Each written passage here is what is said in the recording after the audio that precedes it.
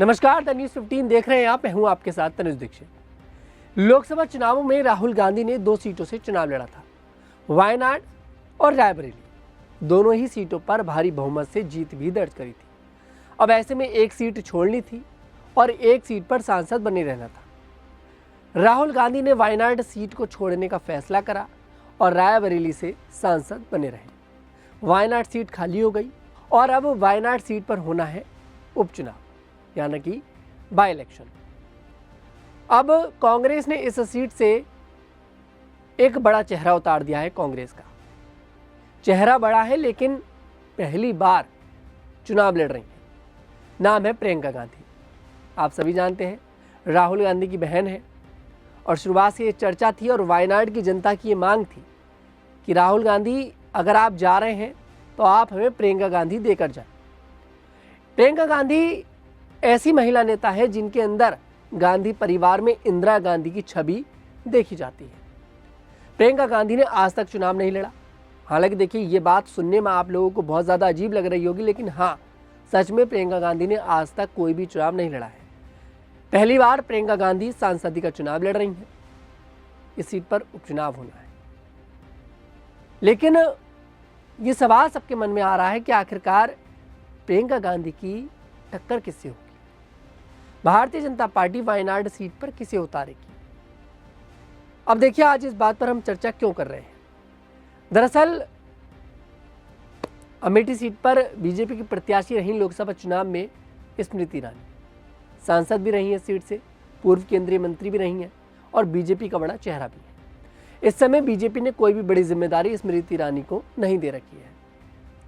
चर्चा ये हो रही है कि स्मृति ईरानी अब राहुल गांधी का पीछा छोड़कर प्रियंका गांधी के पीछे लग जाएंगे।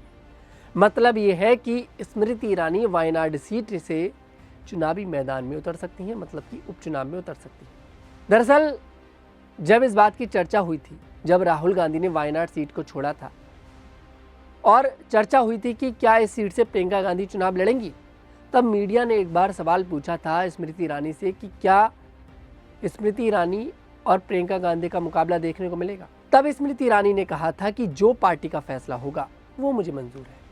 मतलब कहीं ना कहीं स्मृति ईरानी के मन में तो है कि भैया वायनाड ही दे दो, कोई ना कोई सीट ज़रूर दे दो।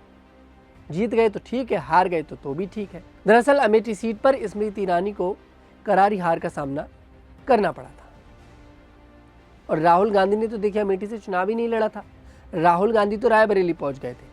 रायबरेली और वायनाड से उन्होंने चुनाव लड़ा था। दोनों ही सीटों पर जीत दर्ज करी। मैंने शुरुआत में ही बताया, वायनाड छोड़ने का फैसला किया। रायबरेली से मौजूदा सांसद है।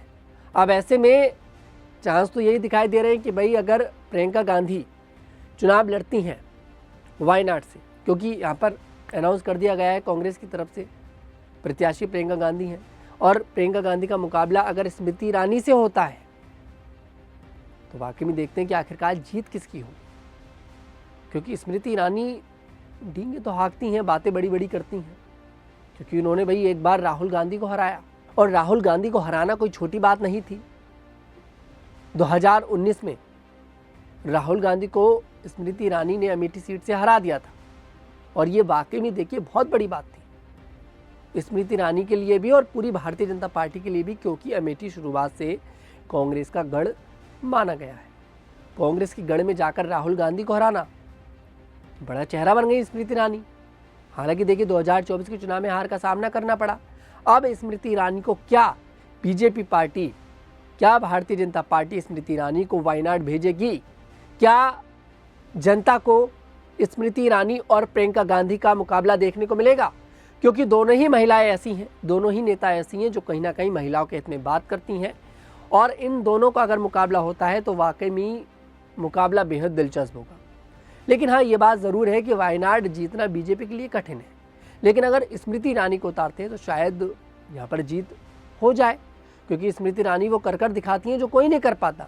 अगर वो राहुल गांधी को हरा सकती हैं तो भैया वो प्रियंका गांधी को भी हरा सकती हैं, ये बात माननी पड़ेगी।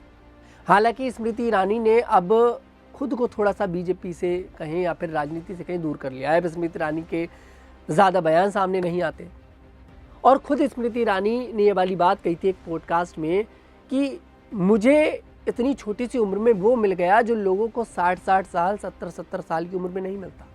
मैं खुश हूँ।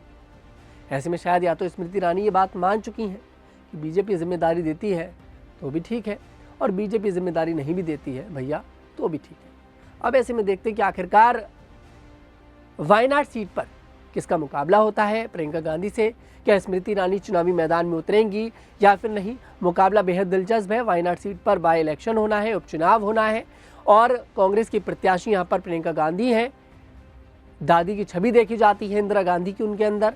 ऐसे में शायद आसान होगा जीत दर्ज करना, लेकिन अगर स्मृति ईरानी हुई तो वाकई में कांटे की टक्कर हो सकती है। खैर, आपकी इस पर क्या राय है कमेंट सेक्शन में जरूर बताइएगा।